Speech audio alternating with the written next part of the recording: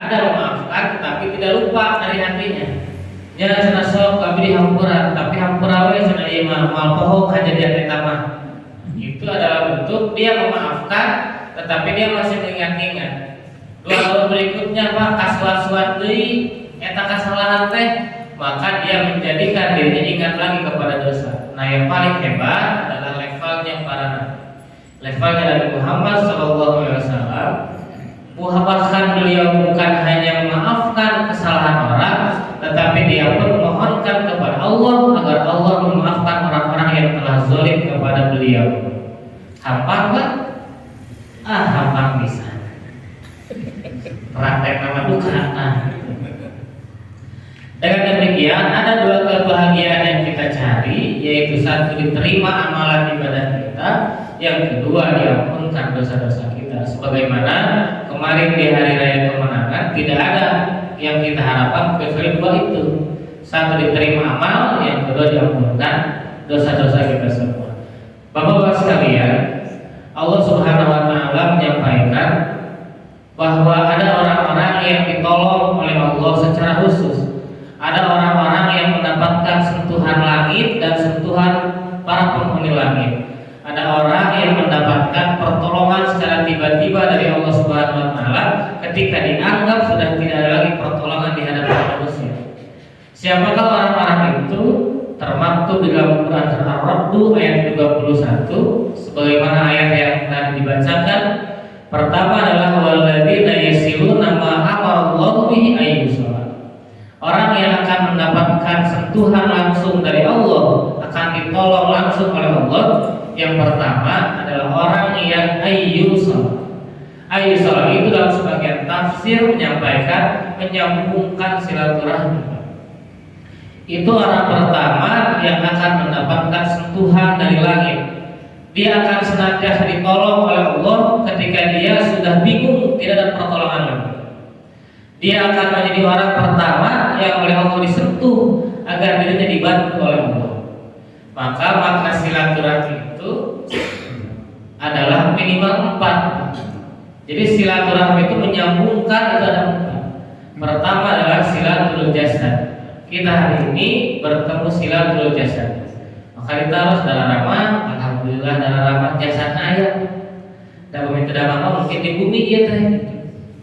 Maka pertama silatul jasad. Bagaimana menyambungkan agar jasad kita ini kemudian bukan sekedar sehat, tetapi menjadi afiat. Sebagaimana di doa duduk antara dua sujud, wa afini wa'fu. Afiatkanlah saya. Kita tidak meminta sehat kepada Allah, tetapi kita minta afiat kepada Allah. Sebab sehat itu belum tentu afiat. Sebab sehatnya jasad itu belum tentu mengantarkan kita kepada ketaatan kepada Allah. Tetapi afiat artinya adalah sehat yang mengantarkan seorang manusia menjadi taat kepada Allah. Kaki kita sehat tetapi belum tentu afiat. Ketika kaki kita sehat tetapi tidak digunakan untuk di jalan yang Allah suka, maka kaki kita sehat tetapi tidak afiat. Tetapi jika digunakan untuk di jalan yang Allah suka, ke majelis ilmu, ke masjid, itu adalah kaki kita sehat dan kaki kita pun dalam keadaan afiat. Maka kita mohon kepada Allah, wa afini, setiap salat kita mohon kepada Allah agar diafiatkan diri kita. Hadirin rahimakumullah, pertama silatul jasad. Orang yang menyambungkan dirinya dengan yang lain, maka tidak ada orang yang bisa hidup dengan sendiri. Kita hidup bermasyarakat, maka akhir-akhir ini kita mendengar berita ada orang yang meninggal, jasadnya ditemukan sudah 3 hari. Kenapa bisa demikian? Karena tidak gaulnya dia dengan orang lain. Dianggap tidak ada siapa-siapa di rumah itu, atau dianggap orang itu biasa di rumahnya. Ketika tercium bau jenazahnya, maka orang-orang datang ke rumahnya. Karena apa? Karena dia tidak bersosialisasi, tidak silatul jasad. Maka paling hebat kata para ulama, begitu seorang manusia keluar dari rumahnya saat subuh, Pak, orang pertama yang dia temui, maka doakanlah dalam hatinya, ya Allah, mudah-mudahan ieu bapak sing sehat, sing barokah rezeki dinten ieu, maka doa itu akan kembali kepada kita, Pak. Orang pertama mungkin ketika bangun tidur ditemukan keluarga kita atau misalkan di masjid, doakan dalam hati kita.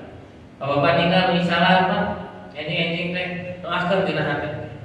Ya Allah, mudah-mudahan Bapak kita sing laris jalanana doa lil ghaib akan dikabulkan oleh Allah.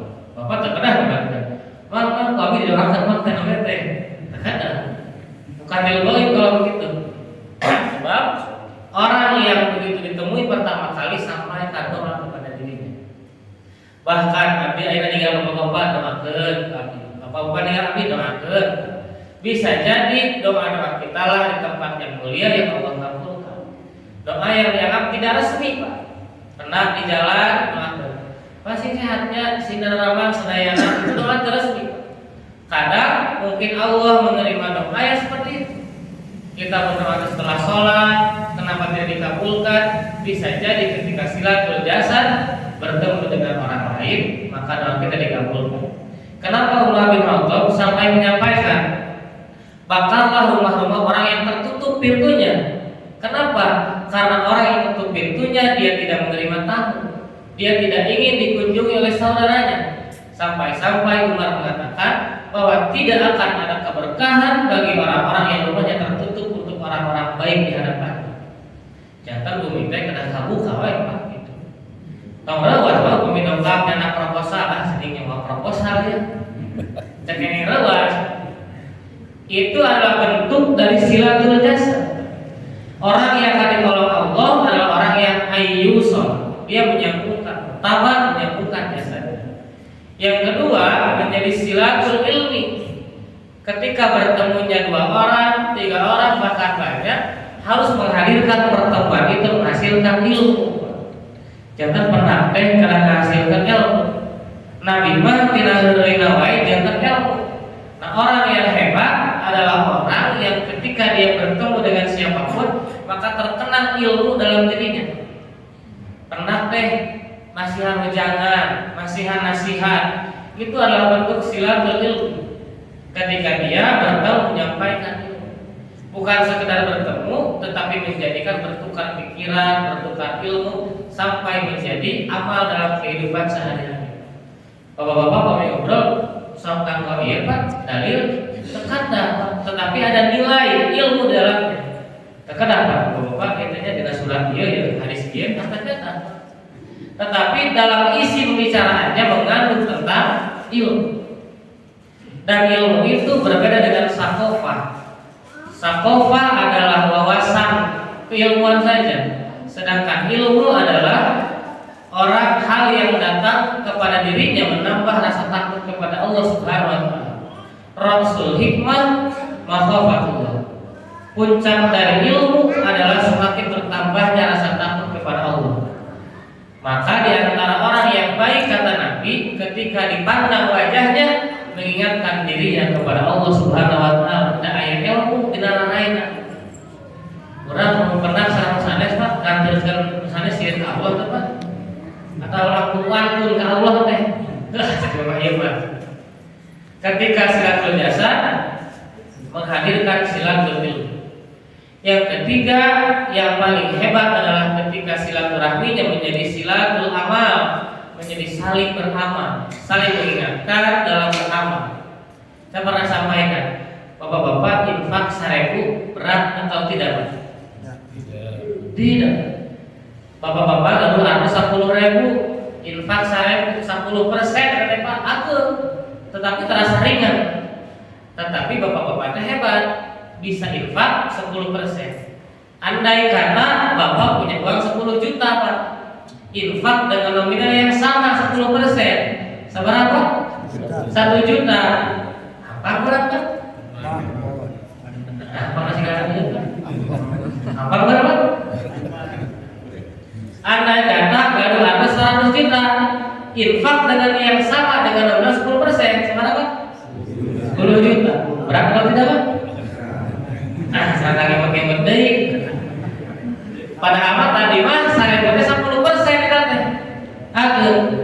Maka disimpulkan ketika seorang berinfak justru dia hebat di saat dia sedang tidak memiliki apa-apa. Karena ketika seorang punya banyak harta, punya banyak uang, eranya sekarang barunan. Karena orang bagian kianya dari ardos 100.000, pasti kan 10.000, bahkan mereka ke pada 80.000, engkingna kalau tadi kertas 100.000 deh, jantan 180.000. Orang yang mana tadi ya, kemarin tadi bikin 10.000, jadi lompang 200 itu. Itulah. Padahal 100.000 itu diundang dengan sedekah yang tadi. Maka silatul amal menyambungkan amal, saling beramal, mengingatkan dalam amal. Paling penting adalah silatul amal di keluarga kita. Cek Pak, berapa orang yang belum sholat dalam keluarga kita. Cek Pak, berapa orang yang belum melaksanakan saum di keluarga kita. Cek Pak, berapa orang-orang yang belum menutup aurat dengan sempurna di antara keluarga kita. Siapa yang akan diminta pertanggungjawaban? Kitalah orang yang akan diminta pertanggungjawaban di hadapan Allah Subhanahu wa taala. Silatul amal pertama, jadikan di rumah-rumah kita sendiri. Yang keempat, yang lebih penting adalah silatul ruh, menyambungkan ruh. Kadang ayah jami silatul jasad, pernah jasad nama, tapi yang benar bukan kawan. Pernah, tapi silih nyawa HP. Bapak ngobrol di bumi sama ibu, hiji nyarios, hiji nyawa HP. Nya gitu. Pak, karakter kita berbeda Pak. Karakter laki-laki itu ku Allah dan dipaparin kalimat satu hari itu hanya 5.000 sampai 7.000 kata per hari sehari teh. 7.000 kata per hari. Sedangkan perempuan, ibu-ibu mah oleh Allah diberikan kemampuan berkata-kata itu sampai 27.000 kata per hari Pak. Benterna 20.000 Pak. Maka pantas upama ibu-ibu ngawena panjang dibalas bapak kumaha? Muhun atau jempol kondek ngumpul Pak. Ketika bapak pulang ke rumah habis bekerja jarang untuk bercerita. Tetapi perempuan ketika pulang dari luar dia pasti bercerita. Transfer duka bobona 27.000 kata stok akan saya ditransfer ke subuh Pak teh. Bugahna. Maka kita perlu menjadikan silatul ruh. Paling penting hadirkan ruh itu di rumah-rumah. Jangan sampai tidak ada ruh dalam rumah kita. Kecelakaan kata Nabi, kalaulah setiap rumah tidak ada ruh. Yang pertama tidak ada ruh Al-Quran di dalamnya. Nabi kita pernah menyampaikan ada rumah yang gampang roboh, bukan roboh secara bangunan, tetapi roboh secara ruh. Rumah seperti apa? Dialah rumah yang lepas dan tidak ada bacaan Al-Quran di dalamnya. Maka beruntung bagi kita rumah-rumah yang dipenuhi dengan bacaan-bacaan Al-Quran. Yang pertama, orang yang akan ditolong Allah adalah walladzina yasiluna ma amarallahu bihi ayyusul.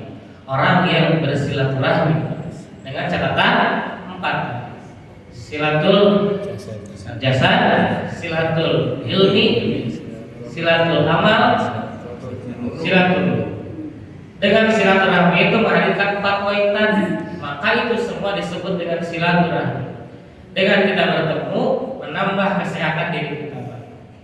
Jadi upami teu damang tahun di tebihan kan teh dipayung di Covid ya teu damang di tebihan sadayana eta teh rusak mental. Tetapi kalau ada orang yang sakit justru temui dia. Kenapa Nabi kita menganjurkan yu'alijul marbu? Jenguklah orang yang sakit. Sebab teu damang mah yang tanah sama nawai.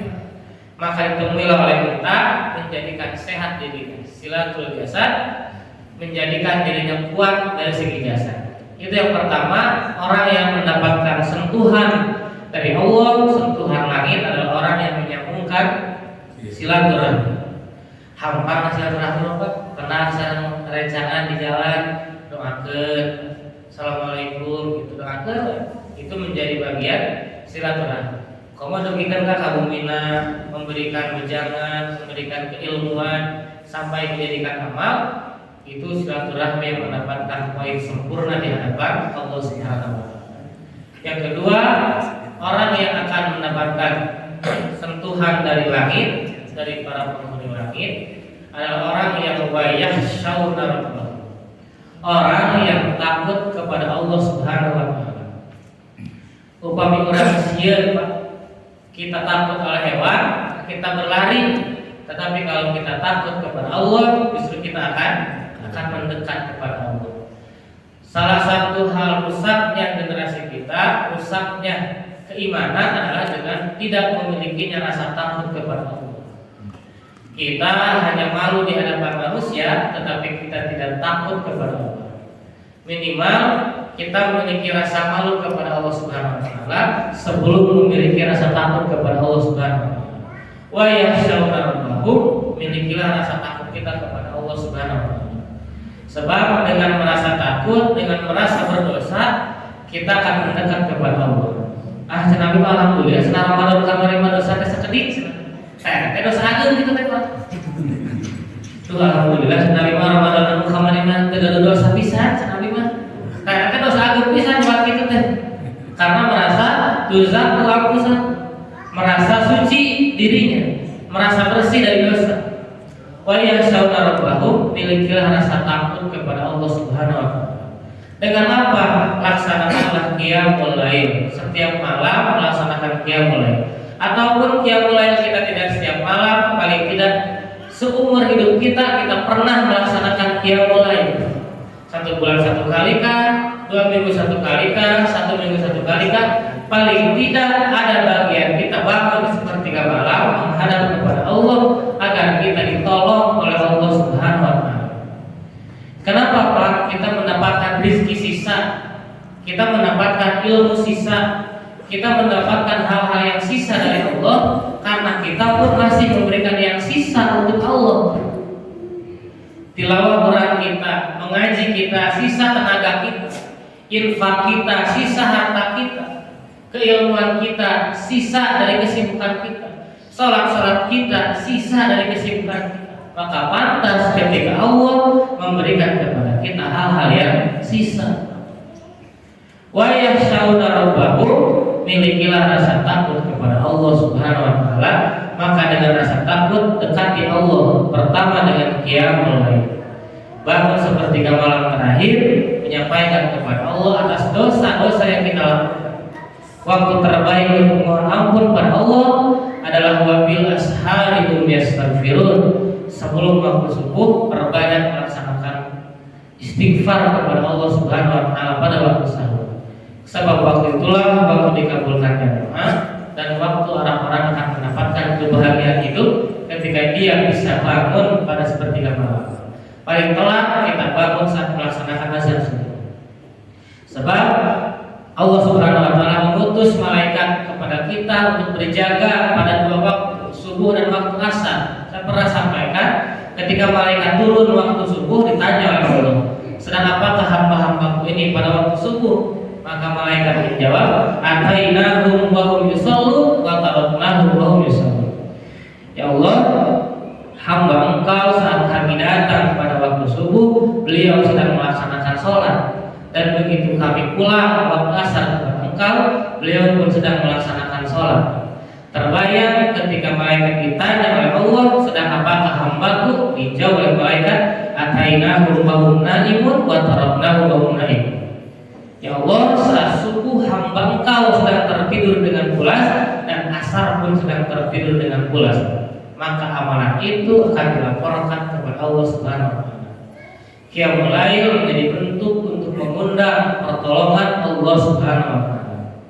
Yang kedua, untuk mengundang pertolongan Allah adalah tadabbur Al-Qur'an dan tilawatul Qur'an. Kaos Qur'an mereka pernah dipaksakan.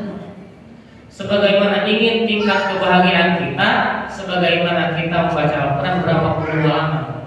Kemudian Ramadan Pak ada yang saya halaman Pak. Alhamdulillahnya ayat-ayatnya 90 juz gitu. Ternyata kita pun mampu Pak. Tilawah Qur'an tadi dipaksakan mah. Maka ikutilah kajian-kajian Quran, kajian-kajian tafsir. Sebab itulah way of life kita, pedoman hidup kita Al-Quran. Bagaimana kita ingin hidup dengan baik sementara pedoman hidupnya tidak kita baca. Paling tidak jadikan rumah-rumah kita sebagai pusat pembelajaran Al-Quran, pusat baca Al-Quran. Kalau misalkan belum sampai pada tadabbur, paling tidak kita membaca saja. Khalid bin Walid ketika beliau mendapat perintah perang dari Nabi, beliau perang selama 2 hari. begitu pulang melihat Al-Quran dalam keadaan tidak dibaca, beliau peluk Al-Quran, beliau menyampaikan, wahai Al-Quran, maafkan aku yang telah lalai tidak membaca engkau selama 2 hari ini. Alasan apa? Pernah. Tetapi beliau meminta maaf kepada Al-Quran karena dia telah lalai membaca Al-Quran. Maka jangan sampai lepas bangun tidur kita salat subuh membaca Al-Quran. Dari sehalaman, dari 2 halaman, dari seayat, 2 ayat, kita paksa. Hebat bisa membuka Al-Quran, membuka hari dengan Quran, kepa balik pulang menutup harinya dengan Quran. Maka dijamin oleh Allah dia akan mendapatkan pertolongan dari Allah, sentuhan langit ketika tidak ada pertolongan apa. Yang ketiga yang akan mengundang pada wayar syamdarubahum adalah ketika kita memiliki sifat tanas, saling tolong menolong kepada sesama, saling membantu kepada sesama. Dengan kesehatan kita, dengan harta kita, kita bantu. Nabi kita pernah menyampaikan, anna rizqo itu adalah as-sihat. Rizki yang paling rendah itu adalah anna rizqo al-mal. Rizki yang paling rendah itu adalah harta. Wa a'la rizqo, dan rizki yang paling atas, yang paling mulia adalah adalah kesehatan. Jangan ternyata rusok di udah kurang kali tente, tapi rizki anu sifatnya adnar rizqo paling handap. Justru kita lupa begitu kita bangun dari tidur dalam keadaan sehat. Kadang sok hilaf, kadang ada Pak, mana bukan Pak. Allahumma barik lana. Alhamdulillahilladzi ahyana ba'da ma amatana wa ilayhi. Sadayakan anak sani Pak. Sana bapak-bapak matas di mana Muhammad tak tahu udah SD. Setingkat presiden oke kan mana sani Pak doa itu. Dengan bersyukur ketika tanasur, saling tolong-menolong kepada sesama. Yang punya jasad sehat bantu dengan jasad, yang punya harta bantu dengan hartanya. Sampai-sampai Abdurrahman Auf menyampaikan, saya adalah orang yang paling kaya di tempat ini.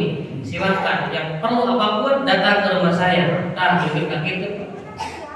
Bahkan di zaman Nabi, kalaulah malu datang untuk ke rumah-rumah orang-orang, Nabi menyampaikan, gantungkanlah kurma-kurma itu di pohon di Masjid Nabawi. Gantungkanlah kurma-kurma yang telah dipanen di pintu Masjid Nabawi. Jangan gambaran nanti pemigaduh harta simpan nama di masjid. Lu tiga duran naon dokter ke masjid, canakan di masjid.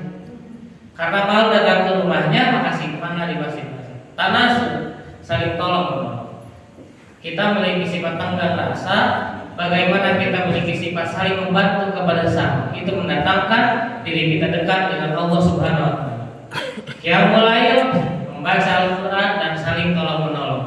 Itu dalam bentuk untuk meningkatkan wa yakhshawna rabbahum. Semakin kita takut kepada Allah Subhanahu wa taala.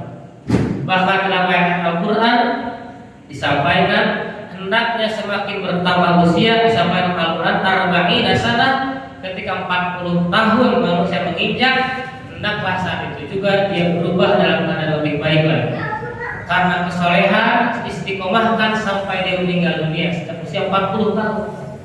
Bapak-bapak masih 20 hiji kan ya Pak? Alhamdulillah ya. Anak-anak kebel.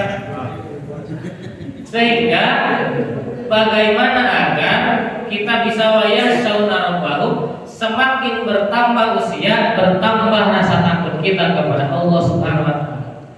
Kapal dia teh langkung getol ka masjid, kapal dia teh langkung getol deui ibadah, langkung getol deui maca Quran.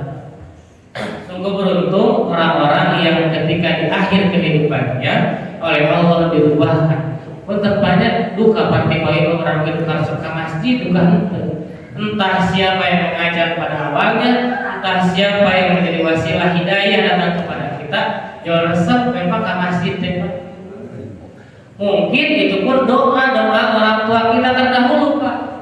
Dikabulkan apa Allah teh kurang ke suara 30, 40, menuju alif mana? Hati ke masjid, alih ke masjid teh. Tetapi mungkin orang tua kita diijabah satu usia kita telah menjelang 40 tahun. Wa yakhshawna rabbahum adalah orang yang akan mendapatkan sentuhan dari Allah Subhanahu wa taala. Allah itu memiliki sifat ar-rahmah.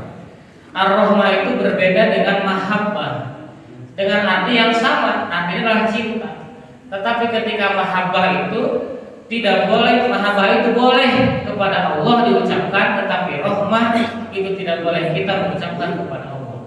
Sebab mahabbah itu kesempurnaan cinta, sedangkan rahmah adalah menutup aib-aib dosa. Jadi tidak boleh manusia mengucapkan rahmah kepada Allah karena Allah tidak memiliki aib-aib dosa. Dan Allah lah yang menjadi maha rahmah kepada kita. Aib-aib dosa kita diampunkan, ditutup oleh Allah Subhanahu wa taala. Banyaknya orang di suatu bayu di akhir balik sabar 10 dosa yang ditutup oleh Allah. Bahkan istri kita tidak tahu, keluarga kita tidak tahu, anak-anak kita tidak tahu, ditutup oleh Allah. Dan itulah nikmat terbesar yang Allah berikan kepada kita. Bahkan mungkin saya pribadi, para ustadz, para penceramah sekalipun, kenapa didengarkan? Karena ada nikmat Allah tutup aib-aib dosa. Kita dihargai oleh anak, dihargai oleh keluarga, seorang guru dihargai oleh muridnya, kita sebagai tokoh dihargai masyarakat, bukan karena semata-mata kita soleh, tetapi karena Allah menutup aib-aib dosa kita. Itulah sifat rahmah Allah kepada kita. Maka sifat dalam keluarga ada sakinah, mawaddah, warahmah, artinya saling menutup aib. Rahmah itu menutup aib dosa sesama manusia. Jangan sampai ada aib-aib dosa yang terbongkar di hadapan kita. Yang ketiga, orang yang akan mendapatkan sentuhan dari langit, pertolongan dari Allah adalah orang-orang yang yakhafuna su'al hisab. Orang yang dia takut ketika nanti hisabannya itu berat. Orang yang takut ketika nanti hitungan di hadapan Allahnya buruk. Pada yang cari usaha ini ya. Upami hewan mah bilantungan, upami manusia mah balitungan. Manusia akan pulang dengan dihitung oleh Allah Subhanahu wa taala. Bapak-bapak, akhirnya di musim eta Pak, main pare Pak. Di jalan-jalan orang yang menjemur padi, manuk Bapak, soal kitunya malah dihisab Pak Allah. Tapi upami urang haja ban motor esreh. Kacanak tah na ban motor teh.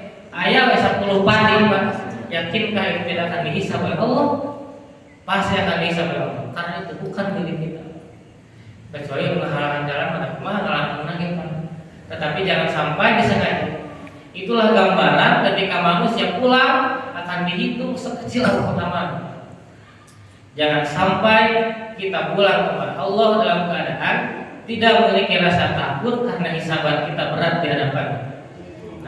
Karena dosa-dosa kita perlu khawatir dengan dosa. Sebab dosalah menjadi sumber keburukan hidup kita. Dosalah menjadi sumber Allah Subhanahu wa taala menurunkan musibah kepada kita. Bisa jadi Allah menurunkan azab kepada kita sebab dosa-dosa kita. Maka Allah memiliki lautan untuk membersihkan dosa kita. Yang pertama, Allah memiliki lautan istighfar. Ada orang yang punya dosa cukup dengan istighfar oleh Allah diampunkan dosa-dosanya. La saghirata ma'al istimrar wa la kabirata ma'al istighfar. Tidaklah disebut dosa kecil kalau dilakukan terus-menerus, dan tidaklah disebut dosa besar kalau dibarengi dengan istighfar setiap hari. Jangan sampai lupa dengan istighfar. Bisa jadi Allah menyimpan lautan istighfar di tempat mana saja, kecuali tempat yang dilarang oleh Allah. Di dalam apa istighfar, nanti barang damal di nama motor istighfar. Seperti nama motor Pak nyanyi sarang istighfar, tanagan keluar nama sami Pak gitu. Tapi kadang sok nyanyi Pak nama motor teh gitu. Padahal tanagan keluar mah sami sakit tuh, power yang keluar. Maka lautan pertama bersihkan dosa dengan istighfar. Tetapi ada orang yang oleh Allah dibersihkan dosanya dengan lautan ujian. Karena istighfar sudah tidak mempan dengan dirinya, karena mungkin tingkat kadar dosanya lebih besar. Allah berikan ujian kepada dirinya sebagai bentuk pembersihan dari dosa-dosa. Apakah ia orang yang diuji itu banyak dosa? Belum tentu juga. Nabi Ayub alaihissalam diuji dengan hal yang berat, dia seorang nabi. Ya kan terkengeng kan itu diuji, dia lagi lupa dosa pisan dia. Diuji ke Allah, istighfar dia lah, terkengeng. Sebab kita tidak pernah. Itu untuk diri kita. Lautan yang ketiga adalah ketika sudah tidak bisa dibersihkan dengan ujian, maka oleh Allah dibersihkan dengan lautan siksa. Iman tahap terakhir dosa nanti terus ayat di pembersih kecuali dia disiksa oleh Allah. Maka ketika wayakhofu su'al hisab, orang yang akan ditolong oleh Allah adalah orang yang takut ketika dosanya memberatkan dirinya di hadapan Allah. Nabi kita pernah ditanya, ya Rasul, saya punya dosa begitu besar, apa hal untuk membersihkannya? Kata Nabi, apakah kau punya ibu? Ya, berbaktilah kepadanya. Di antaranya yang akan membersihkan dosa kita adalah ketika kita berbakti kepada ibu kita, kepada orang tua kita. Bagaimana ketika telah tiada, sambungkan silaturahminya, sambungkan kebaikan-kebaikannya.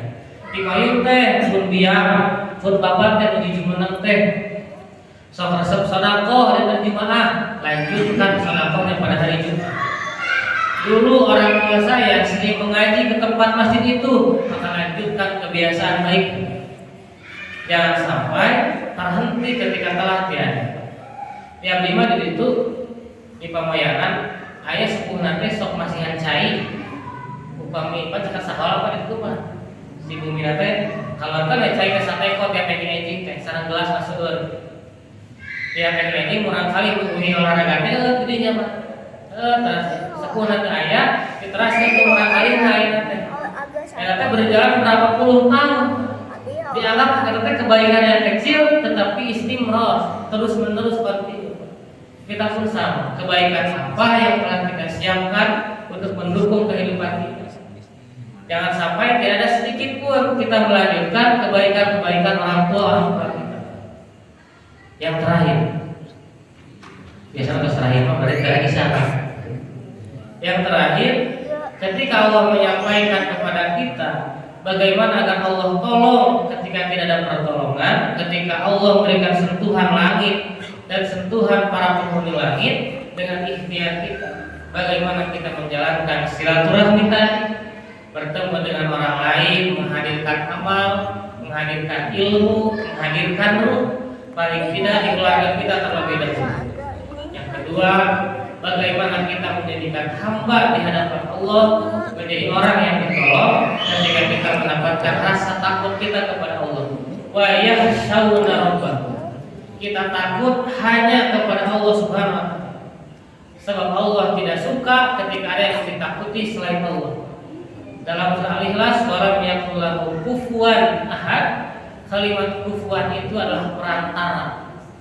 Kalimat kufuwan itu semacam kalau kita sedang membaca Al-Qur'an, kemudian kita menggunakan kacamata. Kacamata itulah kufuwan.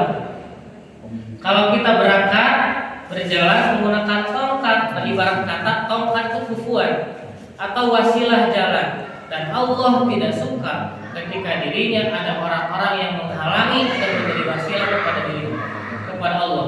Maka langsungkan wa yakhshawna rabbahum, takutnya langsung saja kepada Allah. Dan Allah Subhanahu wa taala menurunkan rahmat kepada kita di hadapan manusia, kepada para nabi. Kemudian para nabi dan para rasul menurunkan kepada para ulama, kepada ilmu mereka. Maka para guru, para ulama disebut dengan warasatul anbiya, pewaris para nabi, pewaris ilmu. Maka dekati orang-orang yang berilmu, dekati orang-orang yang soleh, agar kita wayakhshawna, semakin bertambah rasa takut kita kepada Allah. Yang ketiga, wayakhafuna su'al hisab. Takutlah kepada Allah ketika kelak dosa-dosa kita berat dihisab oleh Allah Subhanahu wa taala. Sebab tidak ada yang tahu apakah timbangan amal kita banyak amal baik atau justru banyak dosa-dosa yang kita lakukan. Dengan demikian bersihkan dosa-dosa kita dengan amal kebaikan yang istimror tadi, dengan berbakti kepada kedua orang tua kita, dengan hal-hal kebaikan yang lainnya.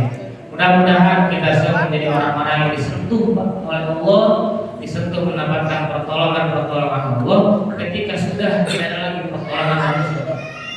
Bapak-bapak udah seminggu kita kena minta tolong ke sasaha. Tidak ada lain kecuali hanya minta tolong kepada Allah. Dengan 3 amal tadi, mudah-mudahan Allah menjadikan kita menjadi orang-orang yang ditolong oleh Allah Subhanahu wa taala. Hamba banyak insyaallah ya Pak. kebaikan-kebaikan yang dilakukan harus menapak dalam diri kita. Inna nahnu nazzalna dzikra wa inna lahu lahafizun. Maka paling tidak jadikan pedoman hidup kita Al-Quran, jangan sampai lepas dalam kehidupan kita sehari-hari. Kita berdoa kepada Allah, mudah-mudahan ada amin kita yang sampai kepada Allah Subhanahu wa taala. A'udzubillahi minasyaitonirrajim. Bismillahirrahmanirrahim. Astaghfirullahaladzim, astaghfirullahaladzim, astaghfirullahaladzim, astaghfirullahaladzim, la ilaha illa huwal hayyul qayyum wa atubu ilaih. Ya Allah, ampunkan segala dosa-dosa kami, dosa-dosa orang tua kami, dosa-dosa guru-guru kami, dosa-dosa para pimpinan Islam kami. Ya Allah, ampunkanlah dosa-dosa para orang tua kami, ampunkanlah dosa-dosa para donatur, para muakif kami, ampunkan dosa-dosa seluruh kaum muslimin. Ya Allah, seandainya ada di antara kami, keluarga kami yang sedang sakit, mudah-mudahan Kau angkat penyakitnya, Kau gantikan dengan kesembuhan. Allahumma rabbana sayyidil ba'sa isyan tasyafi la shifaa illa shifaa kasifan la yughadiru saqama. Ya Allah, mudah dosa-dosa orang tua kami yang telah tiada, keluarga kami yang telah tiada, para donatur, para makif kami yang telah tiada. Allahumma ighfir lahum warhamhum wa'afihim wa'fu wa qihim nuzulahum wa wasi' madkhalahum. Rabbana atina fid dunya hasanah wa fil akhirati hasanah wa qina adzabannar. Sallallahu alaihi Muhammad sallallahu alaihi wasallam. Al-Fatihah.